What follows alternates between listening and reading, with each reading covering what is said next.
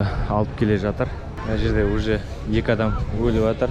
Мына жерде бір өлікті дайындап жатыр. Мына жақта бір өлікті алып келе жатыр.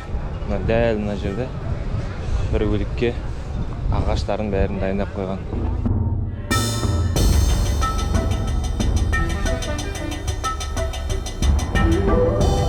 Бұндай өртеу процестерін және осындай адам өртейтін, туалет тазалайтын жерде ең төменгі кастасы жүреді.